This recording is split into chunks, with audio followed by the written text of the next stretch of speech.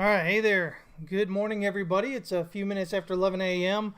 Central Standard Time here on a overcast and cool, almost cold, Bernie morning. I'm Chris Franks with Texas West Capital, and hope y'all are doing well. We've got Bitcoin still kind of moving down, but nowhere that we haven't already talked about last time and time before and whatnot. It's nearing I think, probably a bottom. We'll find out. We've got some levels that you can watch for breakout through to kind of really, figure that that's what's going on. We had the NFP released today. That's the non-farm payrolls report, the jobs report here in the U.S., and big miss on that, just like last month. But there are other things in play because it wasn't, that was the only bad part of the report, really. So we'll talk about that. Let me see here. Dollar still moving sideways. Potentially still prepping for a rally up and out and through. The question is, again, as I talked about, usually these major currencies, they reverse at the beginning of the year. And so that's what happened last year. I pointed that out to y'all around the 6th of January last year, I believe. And we just had rally up since then. The question is it going to reverse again this year and head down, or are we going to continue that move up? So we'll talk about that as well. A few other things. So hopefully you guys are strapped in and ready there. Who's here already? We've got Chris Day. What's up, man? Good to see you checking in. Jared the Great. Mark is here. Who else is here? Hank. Hank is showing up this time. He came back. He didn't get lost in Thailand, guys. He's here. Crypto Mowgli, what's up? Claudio, what's going on, man? Let me see here. Hank says he's steering well clear of Bangkok. Let me see here. Parents, I'm going to call them today after I get done here and see how they're doing, checking on them. For those of you that don't know, my dad and stepmom got COVID during the weekend, and they've got a lot of medical issues. So I'm going to check in with them today here after we get done. So, yeah, I'll have some news. I'll have an update for you guys next Tuesday. For those of you that care. 83 Mad, what's going on? Travis Watson is here. TV Canal is here. Keith, what's up? Data here. Let me see here. TV Canal still seems obsessed with gaps. But again, there is a difference between a thing happening because you think it's going to happen and just happening because that's what it's doing. So, again, there are differences in gaps. And as long as you continue to, as traders, if you continue to treat all gaps the same, you're going to be disappointed quite often. So just be sure you understand that there are different types of gaps and they mean different things with them. So, Bill, what's up, man? Wazobia Dollars is here. Onyx King, Happy New Year, man. Savilla, what's up, man? Oh, Hank says he's still lost in Thailand, staying until the end of February. Man, I'll tell you what, as somebody in the U.S., man, I will never be able to wrap my head around these long holidays that you guys over there in Europe are able to take or do take. It's such a different thing than what we do here in the U.S. We just work ourselves to death, that's all. But hope you're having a good time there, Hank. ARM, what's up, man? Thank you, Chris Day. I appreciate it, buddy. Just in time, what's up, man? He says, took another LTC long for Hank. Daniel Mendez, how are you this morning? Thank you, Bill. I appreciate you, man. Let me see here. Oh, Hank says it's no longer a holiday. Nonetheless, what I said still stands about holidays. Hey, listen, guys. If you'd like to join us, you can do so at howtotradetowin.com. Year after year, we just keep putting so much into Tier 3. And that's going to continue on this year. So, if you're in Tier 3, strap in and wait to see what we're adding in here. If you're not yet, join us and get in on everything that we're doing there. What you're going to get is a ton of education, guys. I'm not here to tell you, send you a signal and say, listen, you need to buy here, you need to sell here, because we're all different. As traders and investors, what makes us who we are as traders and investors is all different.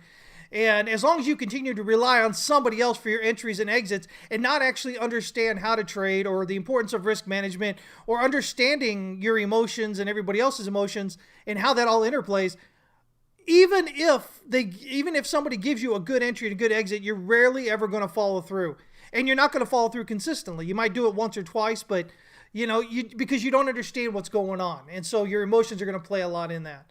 So we're here, we have lots of charts and we have lots of setups and everything, and that's great. But at the end of the day, it's all about the education. And so we'd love to have you there anyway. I'm semi-retired as well, Hank. I just, I can't sit around, guys. I can't, the question I'm often, I was asked a lot more, last few years rather than more recently now. I think I've said it enough times. But the question by amateur traders always is, well, if you do well in trading, why would you do something else? And that's because for some of us, people out there, we're driven to build. We're driven. We can't sit on our hands. And so I filled in a lot of that time, over the last 10 years, 15 years with education. So, I've got multiple master's degrees. I've got a law degree. Not that I want to go in business and do any of those things, though they do help with all of my overall understanding of people and things and whatnot. But, some people are fine. They can sit on their hands and not do anything and sit by the beach all day and whatever. But some of us can't do that. Some of us, we get antsy if we just sit around. And so what I do with TWC is hopefully help make people's lives better. That's the goal anyway. And it gives me something to do. It keeps me busy. And that kind of sates my inability to just sit there. So, yeah, that's kind of what it's all about there. Hank said if he sat on his rear end, he'd be fully retired. Jazz, what's going on? I was going to, like I said earlier, I'm going to get a hold of my parents here after I'm done here. And I'll be able to give you guys, those of you that are interested, an update on Tuesday. I didn't want to call them before this, though, just in case. So. Let me see here. Okay, so there we go, guys. That's kind of where we're at. Like I said, you can join us at howtotradetowin.com. Nearing 200, if not already there, 200 hours of educational video content, 3 weekly live streams, educational live streams every week for Tier 3. One has to do with Wyckoff, one has to do with Elliott Wave, and the other has to do with tips, tricks, and techniques and rules-based systems that I teach y'all to use. We got setups, we got chart critiques, we got chart requests, all that fun stuff. There's so much stuff going on. So anyway, we'd love to have you there. Join us. All right. Even if you only do it for a month, but as long as you come in with the intent that you're going to learn, we've got more content that you can deal with in a month coming in each month, much less what we already have. So, but even if you just did it for a month, you'd be so much further ahead than where you are right now as a trader. So think about that, right? Let me see here. Here we go. Let's kind of check out what's going on here. Okay, so Bitcoin. So I talked about the fact that if it broke down, let me kind of zoom out here a bit. If it broke down below this swing low, then that would likely mean that we were still printing wave 2 here, right? With the target of this area here. And so here we are, right? Just real quick here. I mean, the way I see it, guys, the first real kind of hint that wave 2 may be complete down here is a breakout above this descending red resistance.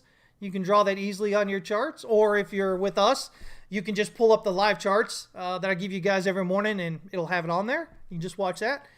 But really, I'm looking for a breakout through the descending channel resistance up here, which, when it does so, will carry price through the 4-hour pivot here. But at the end of the day, with this count, this being a 1-2 down here, you need a breakout above wave X up here, resistance right there at 52,100 to really have some confidence in that count. So, I mean, that's what I'm looking at, guys. End of the day, that's what it is. If you're looking for a more logical entry, something that gives you a little bit more confidence, you've got your red line here. Then you've got your, a better entry is a breakout of the descending wedge resistance here. And even better entry is a breakout above wave X here. Now, here's the way I think. A lot of you guys are like, oh my gosh, I can't wait. Oh my gosh, right? I can't sit here and wait till it goes up to 52,000. I'm going to miss $10,000 worth of movement. Well, I mean, do what you need to do. I've given you these other places here. But this is the real one that matters right up here, right? And, if you're looking at price reaching 120, 190, 200 feet, whatever your targets are higher up, then this bit of weight, whether it's this one, or this one, is a small price to pay for that for that larger likelihood of being in a correct position. So always keep that in mind. Now, again, that doesn't mean you have to wait till this move up here. When I do our weekly Elliott Wave live stream educational stuff with Tier 3, I often talk about ways to enter, prior to those larger kind of breakouts. And so there's ways to enter that before then, but really you're watching these three levels here as it goes up. And as you go through each one, you should, feel better and better about the idea that maybe wave 2 is in. But right now, what we have here, so here's the way it is. Let me zoom out here to 15, okay? All right. So if we look at this as 3 down here, right? So you have this interior wave 4 of wave parentheses 3 here. As a triangle, it drops down. Then we have A, B, C here for 4. And then what we have here is a 1, 2, 3, 4, 5. So we've got 5 down. Technically, 5 waves down that breaks down below wave 3 is enough to complete wave 5, right? Technically, okay? But right now, unless it breaks out above this wave 4 swing high here at 42,815, we're going to continue to look lower. And so this would be just wave 1 of 5, right? And so if this is wave 1 of 5, let's see here, there we go. And if this is A, B, maybe C, or 1, 2, 3, 4, 5, get you C coming up here, right? That gives you a possible target down here of the EQ area around 38,714, or maybe even 37,860 down there. If we're breaking out above wave 4, I mean, this looks pretty clear, like 5 down. So I don't think we'd be seeing a triangle or a flat correction here. But if we're breaking out above wave 4, I'm going to look at the possibility, do we have 5 waves up? And if we do, I'm going to look for 3 back and 5 more forward. And we're going to see if we can't get that, continue to move up there. Because again, 5 waves down off of wave 4 that takes it below wave 3 is technically enough to end that, to say wave 5 is complete. Now, this is the 15 minutes. You can see we're overbought here, but we've got room on the RSI. We're overbought on the Stochc RSI. We're about to potentially break back up into overbought here on the Stochc RSI for the 1 hour. We've got a lot of room here on the RSI. We jump out of the 4 hour. We're starting to break out here. By the way, on that 4 hour here, you can see that you've got bullish divergence right here. Right there, okay? So between these higher lows right here, you've got lower lows in price right here. So there is some bullish divergence and overbought and oversold here for the 4 hour. And of course, Stochc RSI has crossed bullishly and broken out impulsively there out of oversold. Finally, if we're jumping here to the daily, here's the great thing about the daily. This is something I've been talking to Discord a lot about. We've got this lower low now, and I said, watch us get this lower low, see if we can't get a higher low here. So if price continues to rally up through today, up through there, it's possible that we could get this pulled up and we're going to have higher lows here. So bullish divergence on the daily RSI. It's possible. We've bottomed out here in oversold in Stochc RSI, starting to curl a bit, looking for that cross. We're just above the S1 pivot. Again, we're right here. Look left here. If we look at that line, follow that dashed line over there, you'll see that right there where it's support, which is the same support as we had right here, which is the same resistance we had over here. Significant level where we're kind of popping here. So a lot of possibility. Don't fall asleep on it just yet. And we'll see if we can get that to rally up there. Another way to look at this is just on the daily. Look for an impulsive breakout above the daily pivot. If you can get an impulsive breakout above the daily pivot, and that carries here above this swing high. I mean, again, that's wave X there anyway, but that impulsive breakout above the daily pivot, expanding volume, larger candle spreads, that'll be a good clue that bottom's probably in right there. So I think a lot of people are falling asleep on this. A lot of people are still scared to death of Bitcoin. You've got all your big guys out there talking about how we're going down to, whatever godforsaken numbers down there and whatnot. And, again, nothing has happened yet that says that that's what has to happen. We remain above, this swing low still here, and ultimately, above the swing low here. So we'll see what happens with all that. But right now, still just watching for that potential rally up. We know where we're looking for the breakouts to happen, right? It's what I just talked about here on those smaller time frames here, right? Just looking for those breakouts. So pick any of those levels. That's what you're looking for. If we continue to roll over here, you'll see that we've got this high volume node here. And so basically, we're looking to get above that high volume node. If we can get on the top side of this node, it works as support rather than resistance. So we break out above it, potentially hit this node up here, pull back to it, and then break out. And, when you're looking at pivots, that's generally what we expect. We expect to break out through the pivot, hit the R1, pull back toward the pivot area, and then break out. So, everything aligns right there for potentially set up, okay? So anyway, yeah. Hey, what's going on, Brian? Good to see you. Let me see here. Anyway, so that's kind of where we're looking at the moment here. Again, we talked about, I see y'all talking about potentially a flat here. Again, same thing I talked about previously. What do you call it? All the things that you have to, like a truncated wave here, and finding your 3 waves up here, and there's a lot you have to a lot of special things that you have to do to make that work, and it's not as simple as the count that's sitting here right here. And so that's my big draw against it potentially being a flat. It could still be a flat, sure. We went through the count how it would have to be, but again, in order to do that, you have to start counting truncated waves and whatnot. And Elliott Wave, if anything, is usually the simplest wave count, not the one where you have to start making exceptions and, again, like truncations and stuff to make it happen. So we'll see what happens with it. But yeah. I think if a lot of people are waiting for, I think a lot of people, again, they're fearful of Bitcoin right now. They're waiting for this move here or lower down. And I think that may be a good reason why it may not happen. But, until it breaks out above these levels, the path is still potentially down. That's what we've been talking about for a while now. So that's kind of where we're at. So we'll see what happens there. Isn't that just a giant head and shoulders right now? Where here, left head and then right shoulder?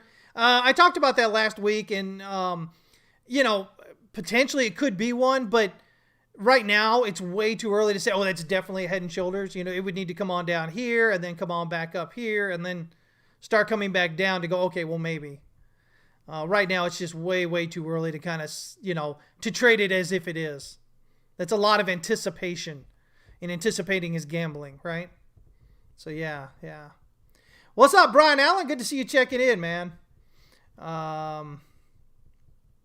Let me see here. Oh,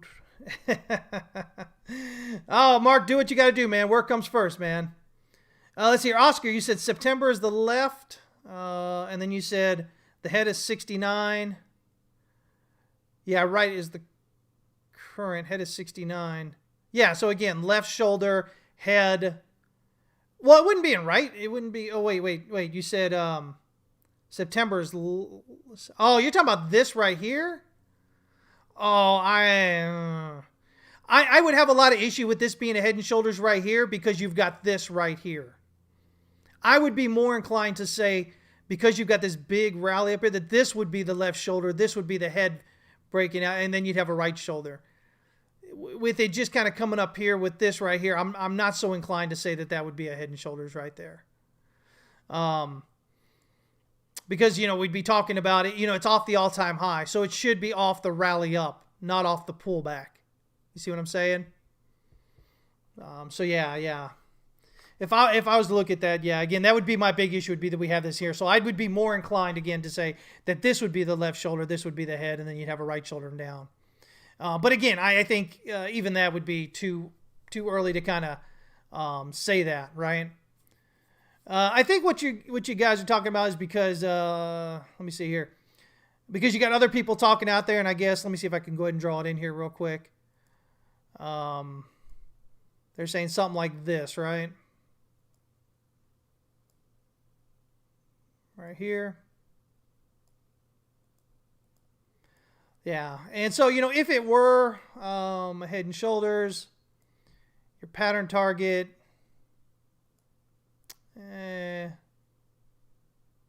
would be down here around 15 and a half, based on the height of that. But, again, this is the this head and shoulders would be off this low here, which doesn't make a whole lot of sense when you've got this move here. So I don't myself see that as a strong possibility, but we'll see how it plays out.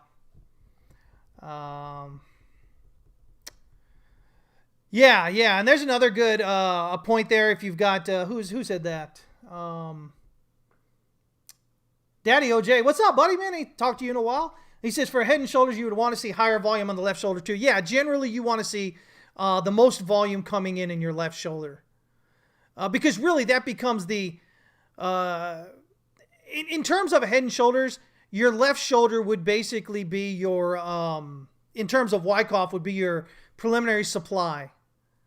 And remember, in Wyckoff, when you have a distribution range, your preliminary supply or your buying climax is where you get most of your volume. And so in a head and shoulders, you'll get most of it in that preliminary supply. And then it just has a little bit what's left over to make the head. Breaks down here, pushes back up, gives you a lower low in the range. You've got probably a sow over here, a show of weakness, and then it drops down, pushes up, rejected, goes into markdown, comes down. So yeah, good thing to bring up there, Daddy-O. Moogs, what's up, man?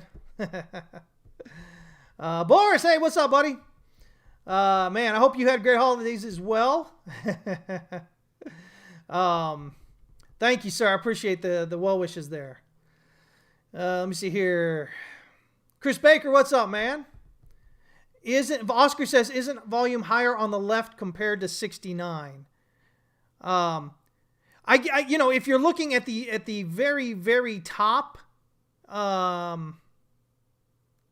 barely higher, it's just a little bit higher there. But what you're looking at is you should see. Okay, so the best way to explain, you should see something like this here, where you've got volume rallying up. So you've got a few bits of volume up high at that top. So right here, you're not looking for just a spike. And by the way, that spike, if you'll notice here, is the drop, right? But it's just a spike. There's no build up into it and coming down. So the important thing about a head and shoulders is you should have if it's a regular head and shoulders, you should have a build up of volume into that left shoulder, and then drop down, then a build up into the head and drop down, a build up into the right and drop down. They shouldn't really be spikes of volume. Again, like you have here. You have nothing here, and then, right here. Your volume's all level, and then you have a spike, and then it's back down again. That's usually not indicative of a head and shoulders, because a head and shoulders pattern is something that develops. It doesn't just happen. That's probably the best way I can think of explaining it. So you should see a volume buildup into that left shoulder. So if you're just seeing a spike at the left shoulder, it most likely is not going to be. Hope that makes sense. Again, this is the thing with patterns, guys.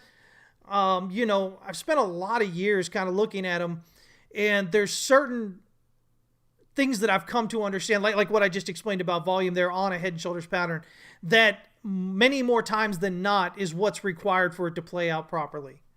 And so when I'm playing patterns, I want to see these things happen to give me confidence that pattern is likely. It's not good enough for me to simply say, okay, well, there's a 50-50 chance that pattern may play out. What good does that do you?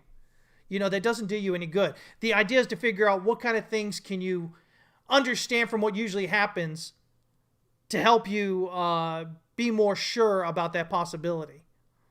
So, again, no guarantees in trading, but you're looking for those things that come together, give you confluence and support for the idea of what you're looking for. And I say this because I still distinctly remember when I first started trading and learning about patterns, that there was always this The triangles are my big thing. I remember triangles are always like, well, it's a 50-50 chance the triangle's going to break up or down. What good does that help you? That doesn't help you as a trader.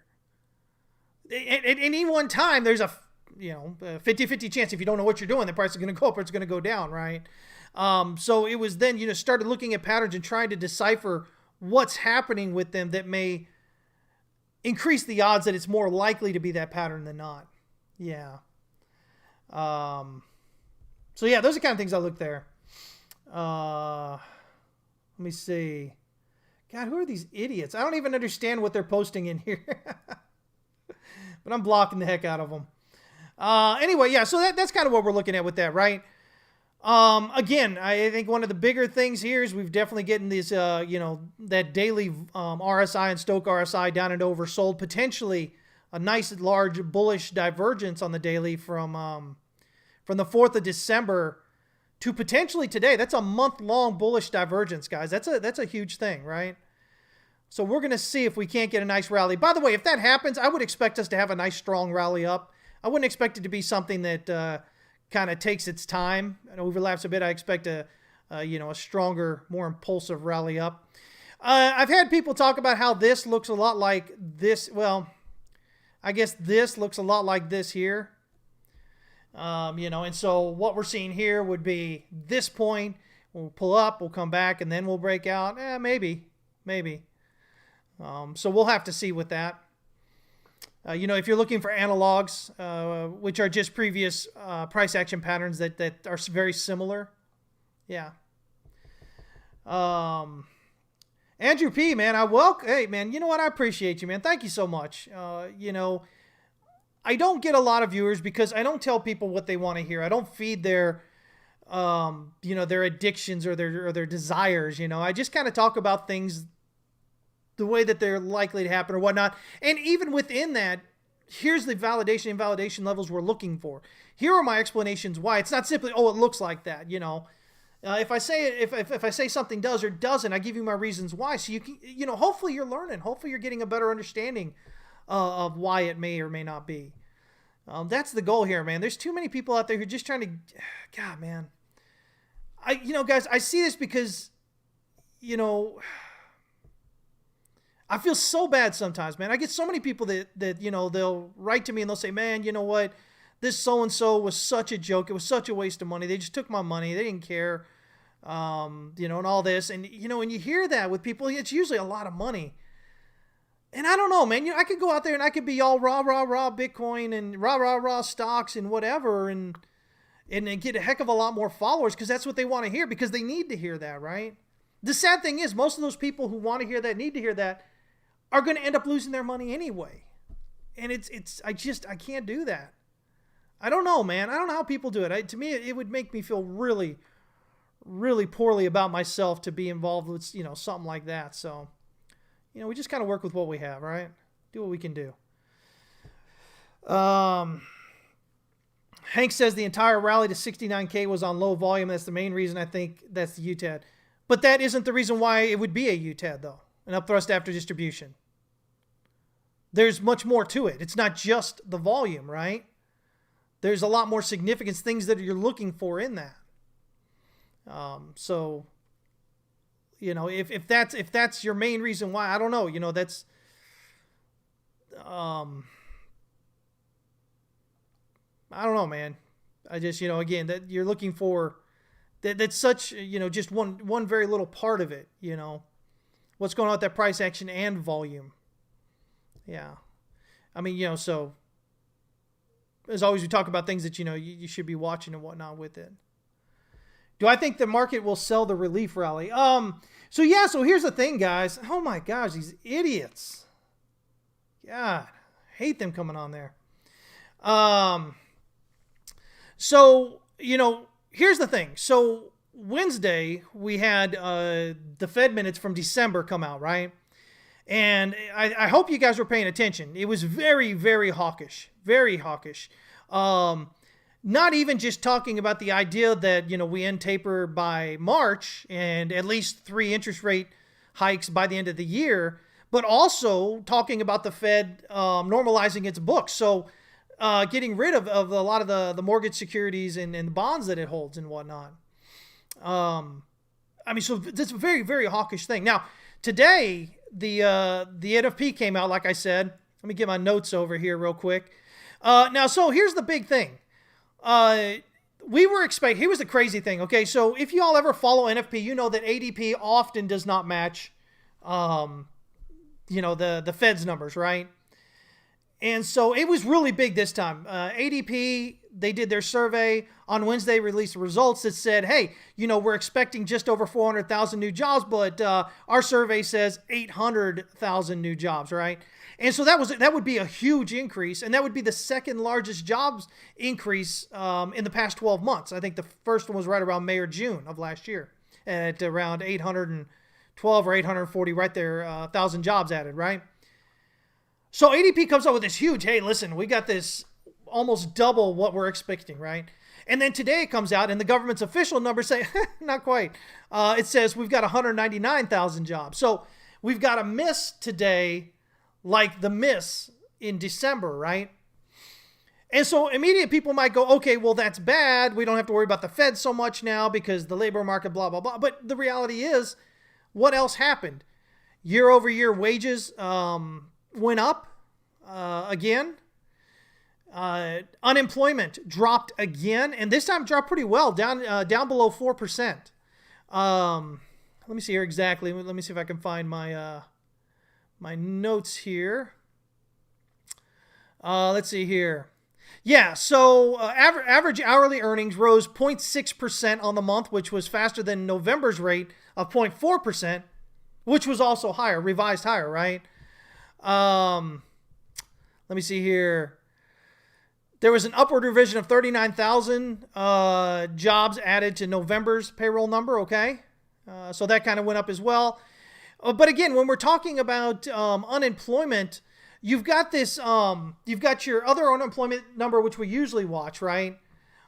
So that was the one that dropped below 4%. And so this makes it below 4% for the first time since 2020, right? Since March of 2020. But then we've got this broader rate, which is that U6 number. And so that's supposed to capture, that broader range of underemployment, right? But that fell from 7.7 to 7.3%. So, I mean, that's huge. That's huge, right? So, these are, if you just simply go by the numbers, right? The fact that there was 400,000 jobs expected and we only got 199, you might think, oh my gosh, everything's doomed, right? But then you look under the hood, you kind of see all the other pluses, right? And so, the Fed's mandate is unemployment and inflation, right? And so their unemployment is nearing that all-time low at the 3.5, right? I think it was all-time low.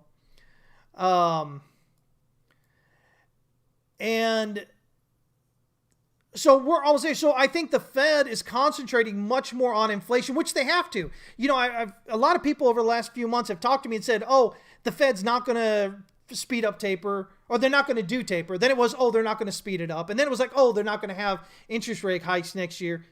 And they see that the Fed's saying they're going to do all these things, right? Because people are saying, oh, they can't do that. Because if they do that, then it's going to cause the markets to crash and everybody to go to hell, whatever. But at the end of the day, the Fed can't afford not to do it. They cannot let interest rates run rampant like they did coming into the 80s. They can't do that. That's going to cause a lot of pain. So, I mean, it's pain either way. Again, all last year I talked about how the Fed was potentially painting itself into a corner, right? Everything that I talked about at the beginning to mid of last year is happening on schedule with the Fed, right?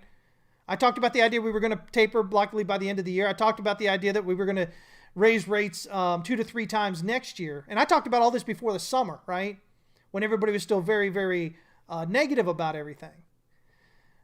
And so here we go, right? And then, like I said, with the December minutes release there on Wednesday, we find out that the Fed is not only talking about that, but now they're talking about also normalizing their balance sheet, which again, huge stuff, right? The idea is that they have to bring down that inflation. Now, if you listen to some people, they're going to say, okay, well, if you look politically at this, The Fed is supposed to be this separate thing, right?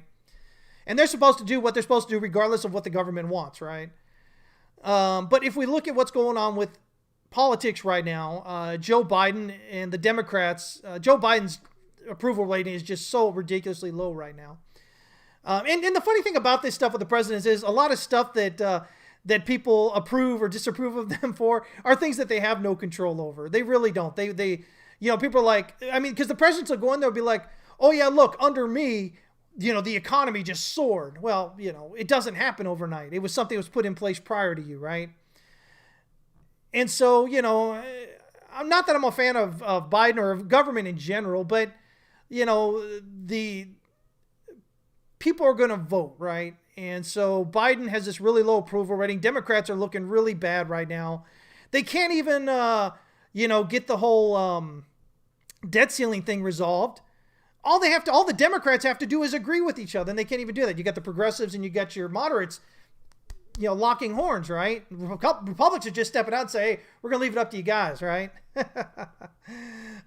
So, yeah, we're kind of sitting there, and, if you look at that, some people may surmise, guesstimate that the Fed, that the Democrats are going to put pressure on the Fed to just tackle inflation above all else. That way the Democrats look good coming into mid-year and end of the year, the elections and stuff, before just that total crap show of voting happens. So, it's crazy, the way that all this does here. But at the end of the day, the reality is the Fed is always reactionary. The Fed does not cause the market to do things. The Fed always comes in after the market is moved. So the idea that maybe that the Fed controls the market, again, is just this, I think, a ridiculous narrative that most people still can't seem to understand, right? So that's kind of where we're looking with all that, okay? Let me see here. Let me jump over here real quick. So we've got that. Let me see here. Any other numbers with that? Let me see. Yeah. So I mean, basically, other than that jobs number, which didn't hit, again, same thing as December. From November there. Oh my gosh, who are all these idiots? I can't. Anyway. So other than that major number missing there, everything else in the report is basically going on with everything else. It still suggests there's a tight labor market. We talked about, a few months back about this great resignation. So many people leaving their jobs. If you dig down deeper in that, what you find are the greatest pocket of people leaving their jobs by a huge mark. Is the older ones, 50 and above, 54 and above, whatever it was, right around there. So it's not the huge number of those that were leaving their job are not the young people. They're the old people who are nearing retirement as it is. But so we sit here now with this, and then you have to look at, okay, well, where else are the people leaving? It's women, right? Because with the pandemic hitting and kids having to stay home from school and COVID and all this stuff, usually it's the female that stays home, takes care of the kids and whatnot. So you see women kind of being forced, I guess, out of the workforce by, pandemics and shutdowns and all this kind of stuff, right? Schools and whatnot. So, y'all are funny. You guys are clicking too fast. I want to ban some people too. So, I mean, it's not just this, I think we automatically think, 20 something males are who's leaving the job because they're all studs now and making all this money in crypto and stocks and whatever. But if we really look at the numbers, it's really that older demographic, which are almost at the retirement age as it is. And then it's women because of what I just said there. But nonetheless, it gives us this tight labor market, which we see with the fact that wages continue to rise, right? So you gotta, you can't just take all this stuff as simple. What do we call them? Those just the noise, right? Just those those sound bites. You can't do that. You've got to dig into the information, guys, and figure out what exactly is going on, right? So that's kind of where we're sitting with all that. I think the Fed's still on track to do its thing in March. I don't think anything really has changed a whole lot after today's NFP release. So where does that leave us with everything else? Well, if we jump out here onto the DXY,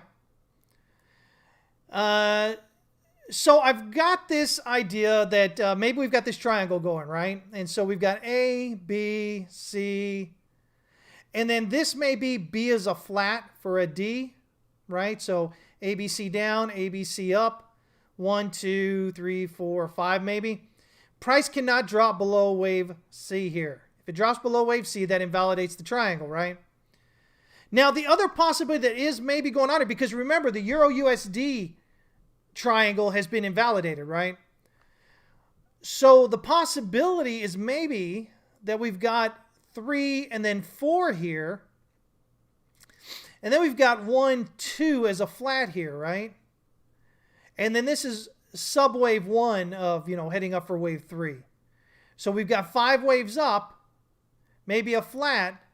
We'll pull back here 5, and then we'll head up. And we'll know which one's correct, because if it's a triangle and we get this reversal prior to wave C here, it cannot rally above wave B up here at 96,906. It has to turn back from there and come down in 3 waves to finish wave E.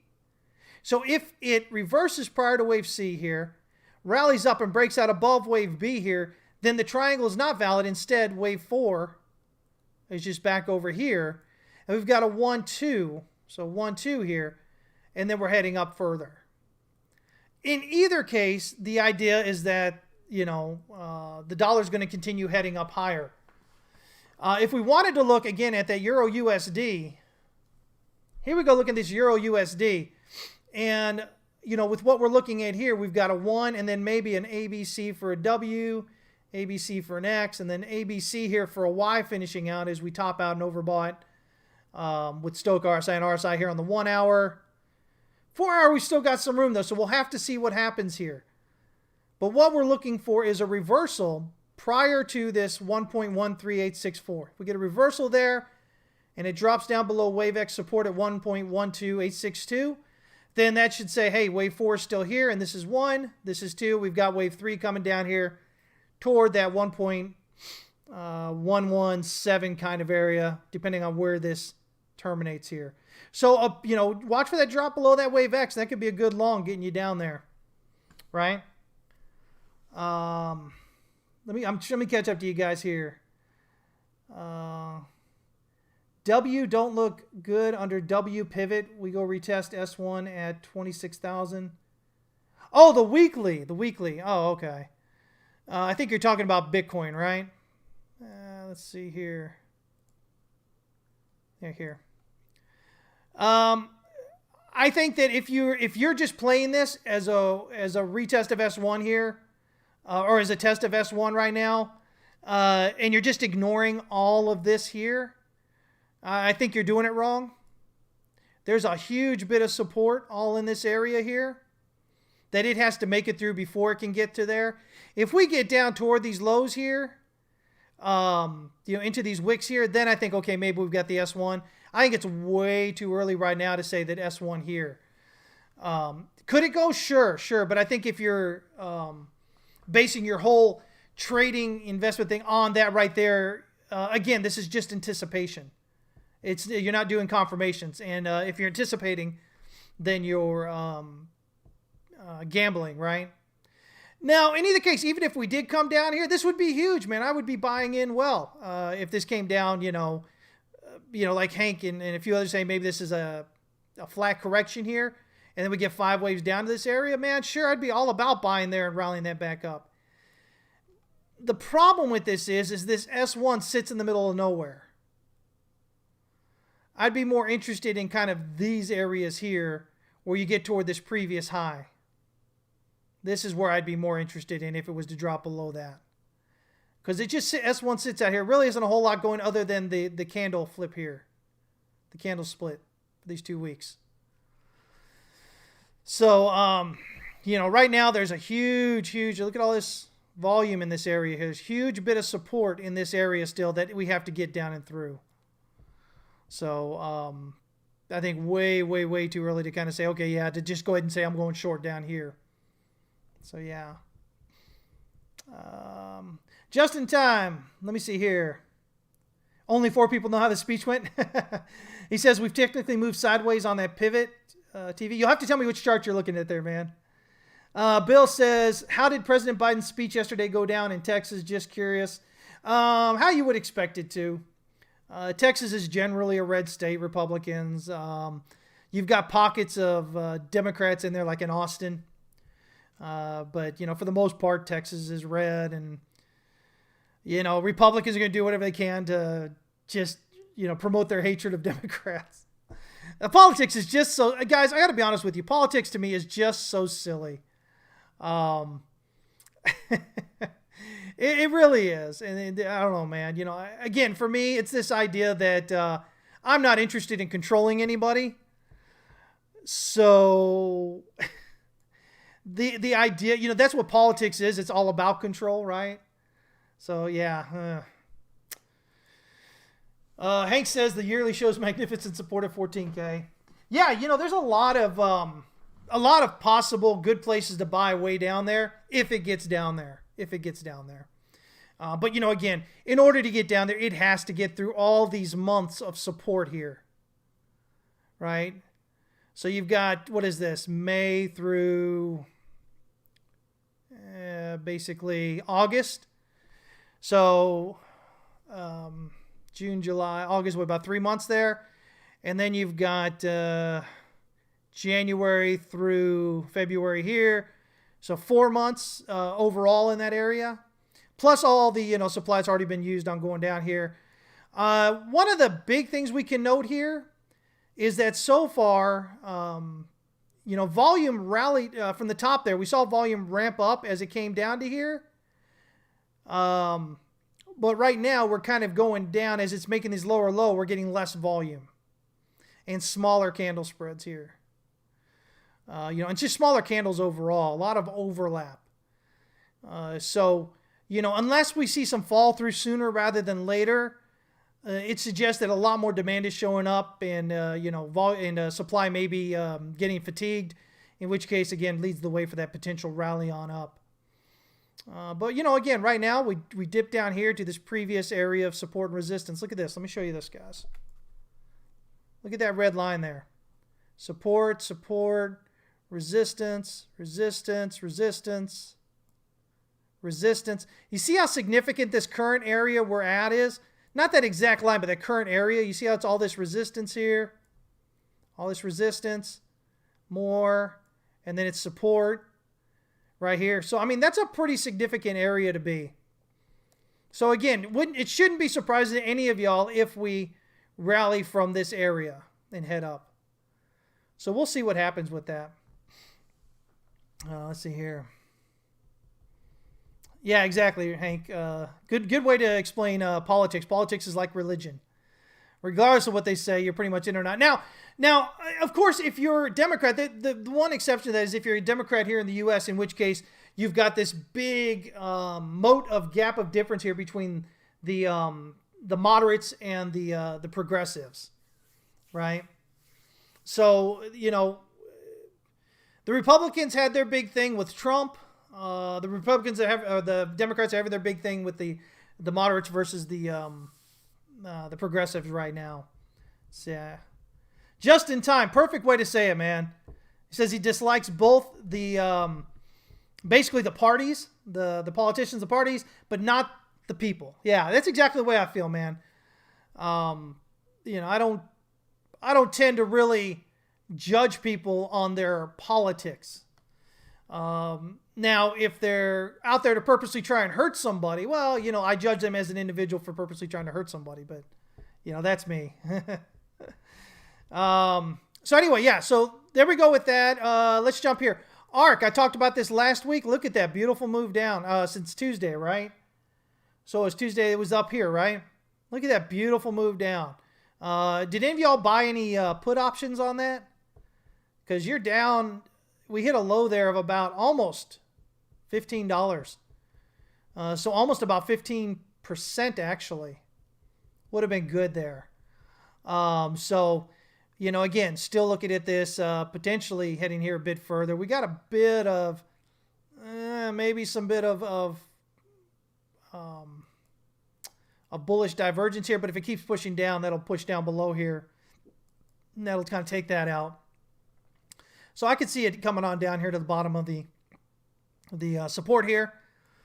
And then we'll see how that works, right? TSLA, Tesla. Everybody got excited here. I think what happened here, I think a lot of people bought in and got excited. And again, we're anticipating a breakout above this all-time high here. And then they got caught here. So now we're 3 waves up.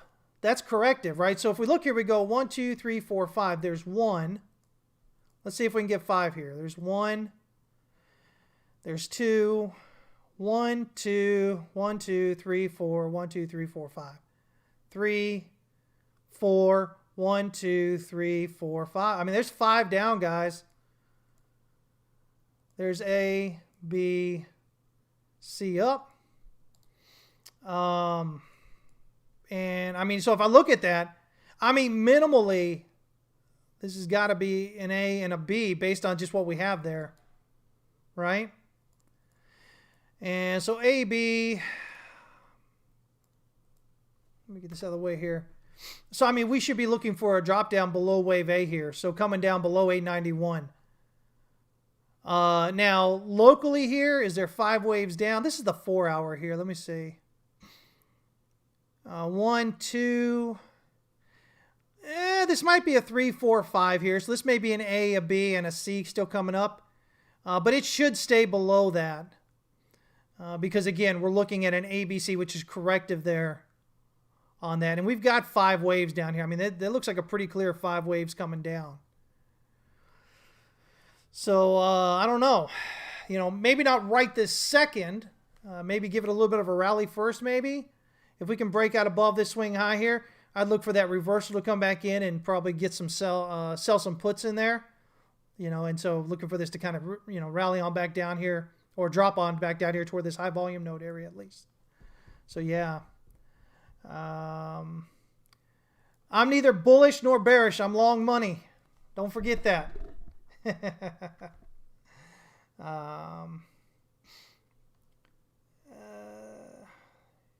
I'm not sure what you're saying, Hank. Tesla 3 waves up is corrected, but with Bitcoin as part of an impulse up. Bitcoin's got 5 waves up. 1, 2, 3, 4, 5. So, yeah, I don't know what you're saying there. Can I look at Ethereum, Bitcoin? Sure. Let's take a look real quick. I know I'm going over here a little bit, or I will be in here, but that's okay. Let me see here. Haven't looked at this in a while, huh? Whoo, man. We had that big dip there, then that big rally up there. Oh, what we got going on here?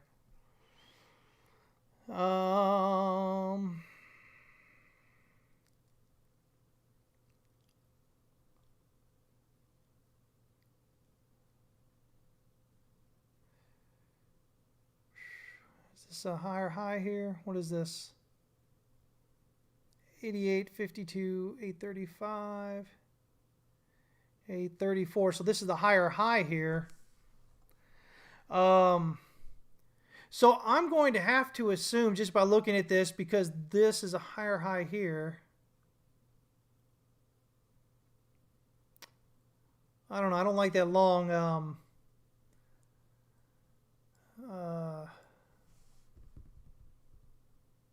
I don't know if this is just a glitch or if this is really where it went here.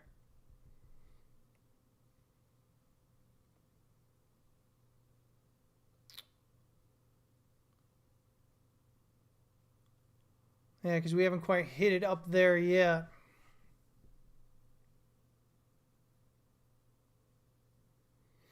So I'm going to watch this a moment here. It's possible that this is an ABC down and then an ABC up,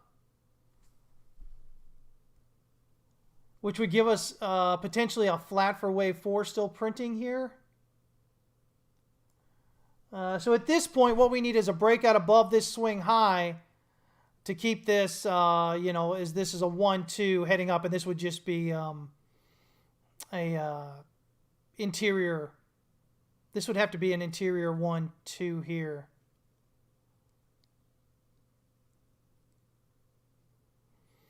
So we're going to look for a breakout above that. Until it does, this has possibility to still go lower here, and this ends up being an A, and then a B is a flat up here, or the B of a flat, and then working on 5 waves down for C, which should likely take it below this wave 4 swing low here. We're going to have to get a little clarification on what's going on here with that. Let me see here. Hayes trial starting in 2 months. Is it? Man, oh man. Good times, right? Let's see here. Have I read Hayes' Medium article or somebody else? I've read the last 2, I guess, one in December and one recently here. A lot of stuff, especially in the one in both of them, a lot of stuff that he's mentioning, you guys will notice, are things that I've talked about over the last year. I still think he gives too much deference to the idea that,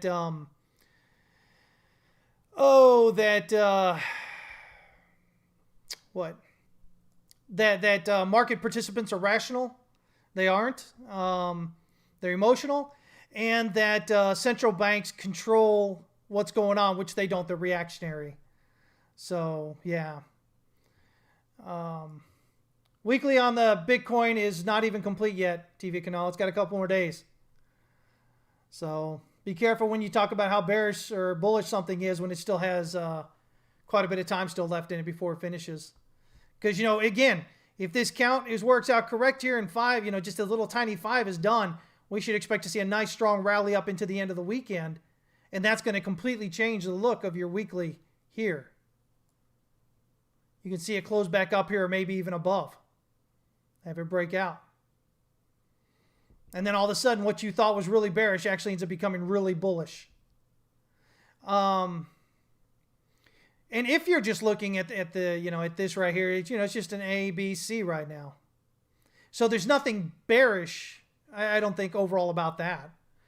Even right here, again, looking at it being a 1, 2, 3, 4, 5 here, and then 1, 2, 3. I mean, it looks pretty clear, right? 1, 2, 3, 4, 5 is 1, 2, 3, 4, 5. And then A, B, C. See?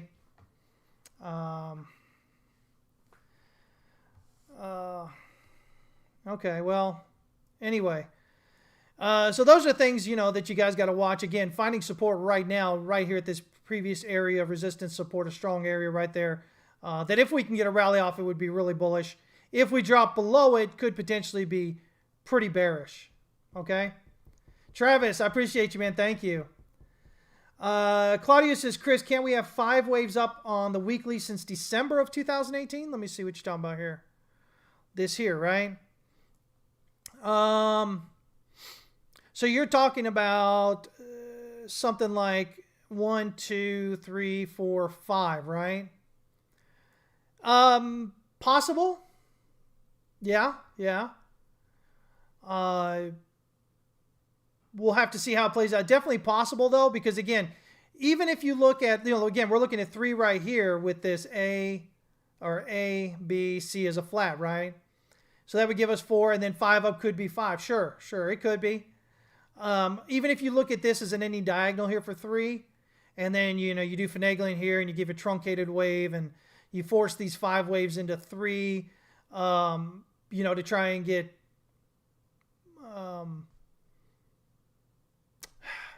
I don't know. Again, that would be that flat there, but again, for this to be 3 down, you have to truncate this one here.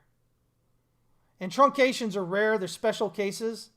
It doesn't say it can't be, but again, until it proves it is, you usually go with the easier, the more simple explanation, which is 5 down here.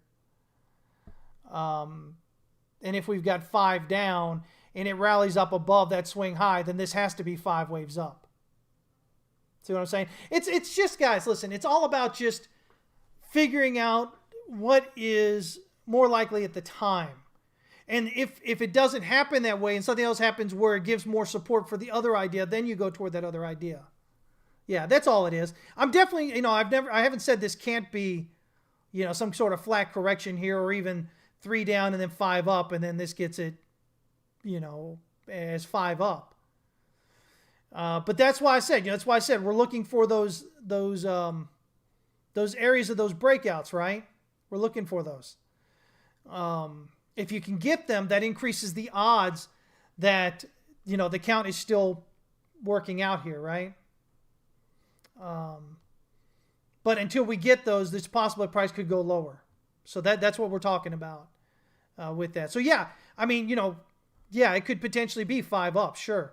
Whether you're looking at 3 here or 3 here, if you're looking at 4 here, that could be 5 up for 5. Sure. Yeah. So yeah, I hope that makes sense, guys. I don't want you all to ever think I'm saying that things can't happen. I would never say something can't happen. If you've been following me for a while, I think you probably get that. Because there are no guarantees in trading. So what we do is we try to trade the most likely idea on whatever time frame you're looking for at that time. But with that, you still have your ideas of validation and invalidation levels. Again, we're looking big term, on the bigger accounts, we're looking for the breakouts of the red line, descending channel resistance, or wave X resistance up here, right? But locally, if we got a breakout above wave parentheses 4 here, because this is 5 waves down, I mean, and so, it's not guaranteed to be 5 waves down. Maybe it's some weird 3 waves down. Maybe this is some flat correction happening. But my first thought is if we're breaking above here, this looks like a pretty clear 5 waves down. So if we're breaking up, my first thought is, okay, wave 5 may be done. And now I'm looking for 5 waves up. Now, if we get 5 waves up and this is a flat, that could still just be wave C. So what I'm going to look for is 5 waves up, 3 waves back, and start going on 5 waves up again. If we start doing that, then that'll really add confidence to the idea that wave 5 is done here. But until that happens, again, still looking potentially lower there. Okay? Yeah, I looked at their count, Hank, after you said it. Like I said, you still have to truncate that wave there. And so that's my big issue, is that truncated wave. But I also noticed that they said that wasn't their primary. That's just a possibility. So, again, it's the same way I'm looking at it. Nothing real different there on that. What's up, Pedro, man? Good to see you. Yeah, man, what did you say? Shorting since 60? Yeah, good trade in there. Just keep paying attention. So since you're since 60, you've got a lot of room to let it play out a bit and decide if you want to keep that short going longer enough. Yeah. Definitely. Good move there for sure. So, I mean, that's kind of where we are with all that, guys. Let me jump on a few charts here real quick, and then I'm going to have to get out of here. Let me see. Let's take a look here at gold. All right.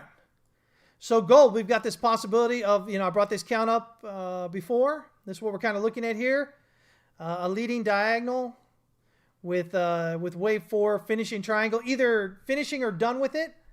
We did have this rally back up, but that rally stopped prior to breaking out.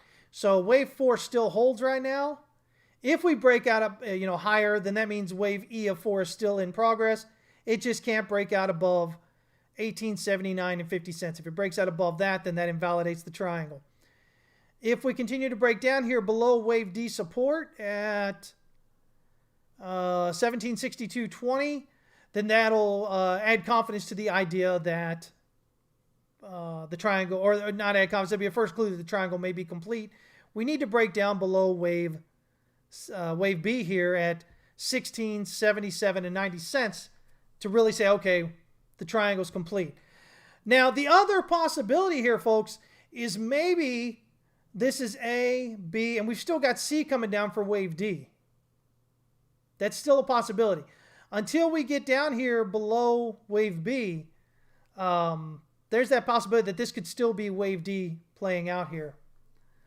But right now, as you'll notice here, our RSI has the triangle in it. So that's that's doing what you expect. That's what you should be seeing when you have a triangle. Again, volume overall, kind of declined throughout this. We had a little bit of a volume coming in here up at the top. Up in this area, right as we broke out above this swing high. Got on the breakout and then on the break back down into it. So that doesn't bode well for this being, continuing further up, but we'll see what plays on there. But nonetheless, this is kind of where we're sitting with that. So yeah.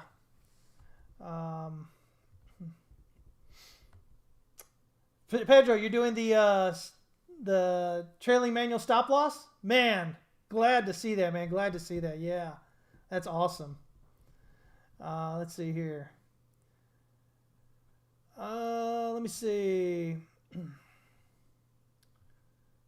me kind of catch up with you guys here. Okay, so yeah, so that's what we're kind of looking at there. Let's jump on the stocks real quick, guys. I don't want to leave you out here. I want to give you some continuation, some good stuff here, right? Let's look here at the S&P E-mini futures. S&P futures, the E-minis. And so possibly any diagonal wave 5 up here. It looks like we're getting a 5th wave in or completed there, or maybe has a little bit further to go. But definitely looking more than 3 waves down. So that means ultimately 3 waves up and at least 3 waves down more. If we drop here below wave 4 here at 44.92, that'll be our first clue that maybe the top may be in. But we really want to see further breakdown below the larger wave 4, 3, 4, 5 here. That wave 4 down here at about 42.60. We want to see it getting down below that to start feeling a little bit more comfortable, like, hey, maybe that top really is actually in. With the Dow Jones, we don't see a lot of difference with that. The Dow Jones. Remember, Dow Jones is a lot more broad-based than the S&P. So again, looking at a 3, 4. I used to have this as a triangle, but this pullback here suggests maybe it might be this ending diagonal, so I switched to that. As far as the ending diagonal goes, we're looking at this maybe as an ABC for a 1, 2, ABC for a 3, 4, ABC for a 5. But again, could maybe be ABC is 1, 2, ABC is 3, 4, and ABC is 5. So we still could have further up. What we're looking for is a breakdown below wave 4 over here at 33,613 to kind of get our attention that, hey, wave 5 may be complete on that. Now, with the with stocks, if the Fed keeps hammering in about raising interest rates, about speeding up taper, about especially if they continue talking about normalizing their books, that should be a negative event for stocks, and we should see stocks continue to drag down if that's the case. So be listening for those things when the Fed's talking there. Real quick, oil here. We got with oil. So oil's rallied real well up to the 78.6 retracement, but it's pulling back here. I'm looking for an impulsive breakdown below this ascending red support area. If we can do that, that's the first clue that maybe wave 2 is complete. We really need a breakdown below wave B here at 66.12. But if we can get the breakdown below the red line, then we look for the ascending channel EQ. If we break down below that, we look for the ascending channel support. If we break down, then wave B support. We break down, then we're definitely looking. Those are the steps that I would use getting this down toward wave 3 there. So if wave 2 is in there right now, that gives us a wave 3 down to around 43.32. That's that 1618 extension. Again, if the Fed's doing what it's doing, that should wreak some havoc here on oil prices as well. But even more so, you guys are seeing that a lot of the airline flights and cruises and whatnot are getting canceled because of Omicron, right? You got people that aren't showing up for work and they can't process all this. So that means less demand for oil with that as well. So oil getting hit a few times, a few ways there. So again, if you're a USD CAD participant, made so much money on the last year and a half here now. But if you see oil dropping and the DXY rallying, that's an easy long USD CAD. Easy long for that. By the way, if you've read Arthur Hayes' Medium article, excuse me, sorry about that, you'll notice his stark contrast to what Raoul says, right? So Arthur is looking, again, he's looking at a lot of these things I'm talking about, in terms of what's going on with the dollar and bonds and government and all this, interest rates, risk.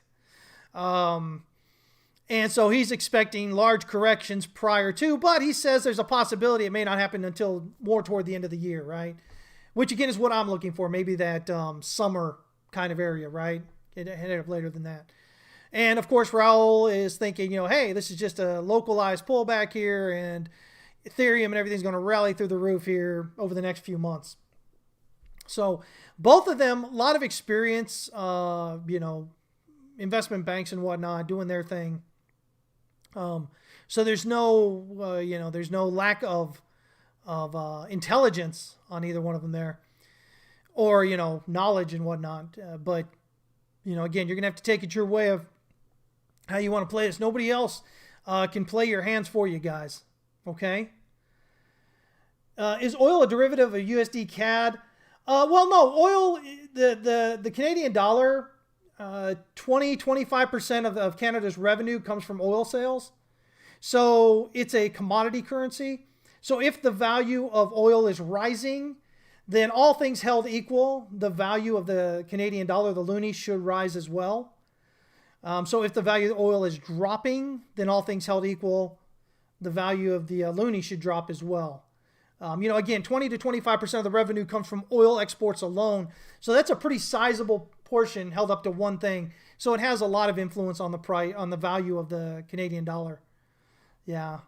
So that's why we look at that. So, if oil's going up and the dollar's going up, in a certain time, but then, USD CAD may end up going sideways a bit. But if you've got them going in opposite directions, so if you've got oil dropping and the dollar rising or whatever, those are two hits to that Canadian dollar pair, right? So the loonie is getting hit by the oil dropping, right? So the price of what it's getting paid for its exports are dropping, right?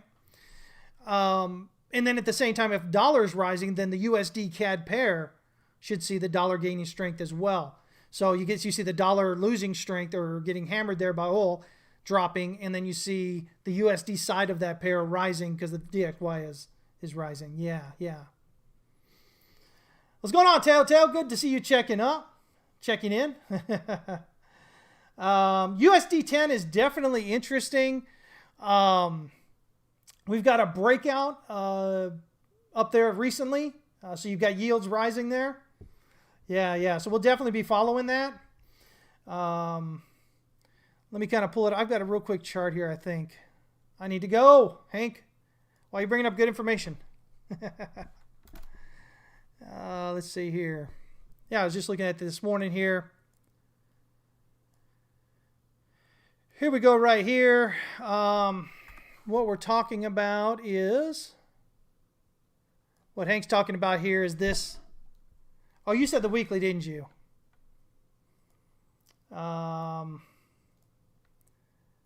Where's that weekly? There it is. Yeah. So it's possible that we've got 5 up as a leading diagonal. ABC for 1, 2, ABC for 3, 4, ABC for 5. As it rallies up here.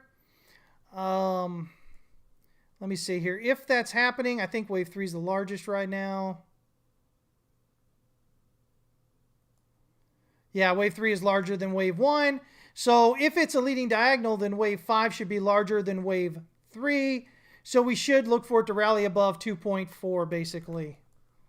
If it's a leading diagonal, okay? If it is. Now, the thing with this is if you zoom out here a bit, like to the monthly, yeah, you would look at what this is here, but, again, the possibility could be this is just a ABC up. And so in that case, let me see here.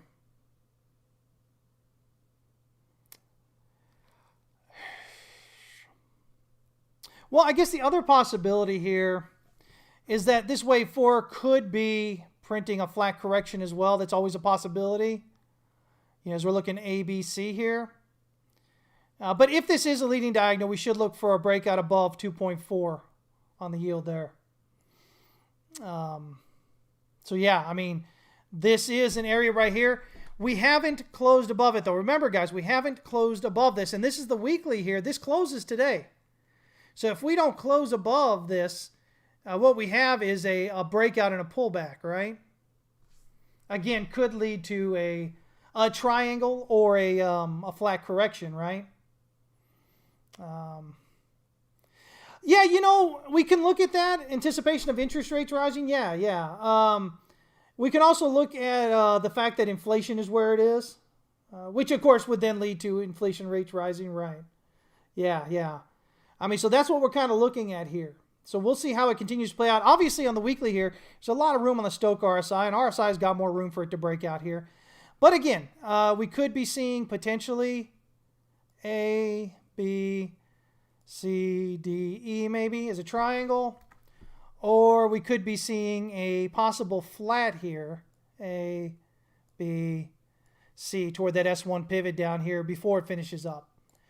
The fact that we're just breaking out today, and we're just barely above it there, but we pulled back. It was 1.765. We're currently at 1.77 right now, so just barely above it. Again, that's very dangerous about that. But it does look like it's just a 1-2 locally here. Maybe a 1-2 there. So if it's only 1-2, that'd be a 3 and a 4, and you get a break on that 5. But again, could still just hit the R1 and then pull back down below the S1 to finish a flat correction. And go out there and show, yeah. Let's see here. You talking about Bitcoin with this?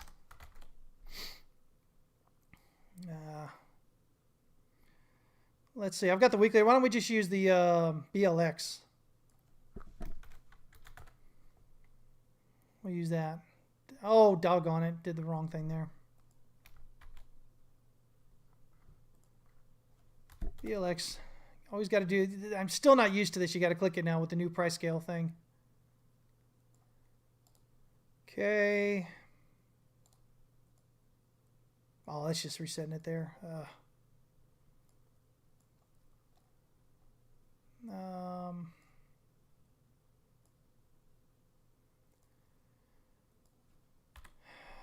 So, I mean, I don't know that there's a great correlation with it. I mean, look at this. So we rallied up here from December of 18 all the way up, and look what happened with the yields. They dropped all the way down until that March 20. And since then, we've gone up with it. Prior to that, seems like it works opposite. You see how it went up here while, see here. Okay, this is Bitcoin right here. Yeah. So Bitcoin rallied up to here, at which point, what was this, right around April of 2013. And then it kind of went sideways, and this went sideways, and then it took off. And this is still going sideways here because you've got your swing high over here, right? So this is all sideways with your yields right here, basically. But again, you can see that that Bitcoin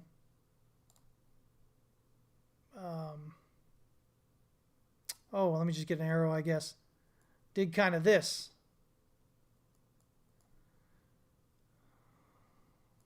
So maybe, right?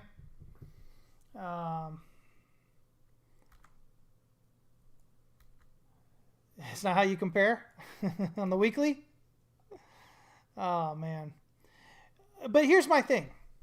You say that, but at the end of the day, if it's not always the same, then it's not the same, right? You see what I'm saying? If Bitcoin does not follow this all the time, then you're picking and choosing. I mean, I understand what you're saying, but you're still picking and choosing. You're saying, oh, it matters this time, but it didn't matter this time. But it does matter. If it matters once, it should matter all the time, right? So that's what I'd look at with that. But yeah, a little bit similarity here locally since March 20. So yeah. But anyway, so something interesting to look at definitely there. Like I said, could be a leading diagonal coming here with yields heading up there at least to 2.4, right above that. Or, even if it is, wave 4 could still be in progress, either printing a triangle or a flat here, which would just kind of continue to drive people nuts with the Fed and what they're talking about and what they're doing and all that other great stuff. So, right? The markets drive people crazy. They get bored, they get fearful, they get FOMO, and none of that helps them trade better. So there you go, guys. That's what I'm kind of looking at. These are the way that, that I'm kind of looking at things and seeing how they play out. You know where I'm looking for as far as validation, invalidation levels. So we'll work with that, okay? I hope you guys have an amazing weekend. As always, we'd love to have you at howtotradetowin.com. So join us there, and then, be sure to add your Discord name there in your when you log into your account on the website. And that way you'll get access to all the Discord channels. Like I said, I put out more content in a month than most people are able to deal with because I do it for everything. I do it for stocks, Forex, macroeconomic stuff, crypto, oil, precious metals, all that stuff, right? So there you go, guys. Yeah, so that's it. Thanks so much for joining in. As always, remember the only thing you control in the market is how much you lose. That's it. So please keep working on that risk management, guys. If you aren't paying attention to what I'm saying about that yet, understand that risk management is where you make your money. Okay? That's all there is to it. Risk management is where you make your money. It's the most important thing you're ever going to do as a trader day in and day out, all right? Hank, I appreciate you, man. Thank you, sir. Claudio, please, you guys have a great day. Oscar, you guys are fantastic. Blockchain Gains, always great to see you guys checking in. If you're in Discord with us, I'll see you guys there in a bit, okay? If not, I'll see everybody there on Tuesday at 11 a.m. Central Standard Time. Take care, everybody. Have a great weekend.